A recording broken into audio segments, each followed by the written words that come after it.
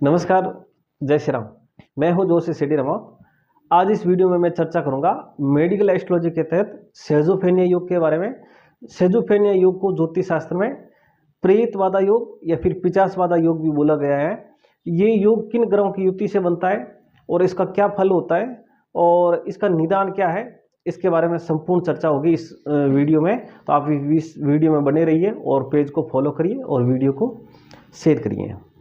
जन्म कुंडली में शनि और केतु दोनों ग्रहों की युति आसपास की डिग्री पर हो जाए, अंश बल से दोनों आसपास में हो या फिर एक ही डिग्री के हो और दोनों ग्रहों के बीच में 11 डिग्री से ज़्यादा का फर्क नहीं हो और ये युति लग्न में बन जाए, दूसरे भाव में बन जाए, चतुर्थ भाव में बन जाए, पंचम भाव में बन जाए, छठे भाव में बन जाए, अष्टम भाव में बन जाए और 12वें भाव में बन जाए, तो इसको सेजोफेनिया योग बोला गया है। ज्योतिष शास्त्र में इसको प्रेतवादा योग या फिर पिचासवादा योग बोला गया है। डॉक्टर इसको सेजोफेनिया बोलते हैं।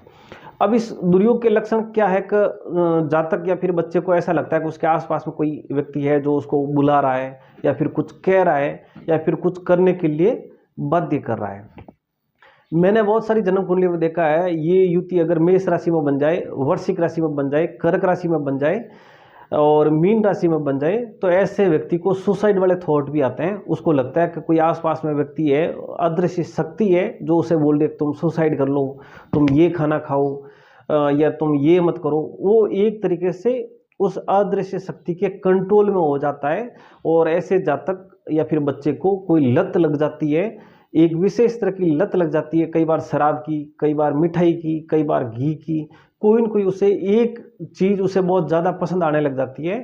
तो ये सेजोफेनिया योग शनि और केतु के कारण बनता है और जातक पूरी तरह आत्महीन बन जाता है, आत्मसंदेह करने लग जाता है और समाज से, परिवार से कटा कटा सा रहता है, अपने आप में एकांत में रहना ज़्यादा पसंद करता है और ज़्यादा लोगों से घुलना मिलना उसे पसंद आता नहीं है। अपने एक भ्रम की दुनिया ऐसा जातक बना लेता है और भ्रम की दुनिया से ऐसा जातक बाहर आना नहीं चाहता और कई बार आना भी चाहता है तो आ नहीं पाता। कई बार ये जो लक्षण है जातक अपने परिवार वालों को, डॉक्टर को, लोगों को बता नहीं पाता और अगर बता भी देता है तो कई बार लोग उस पर विश्वास करते नहीं है कि वाकई में ऐसा कुछ होता है क्या।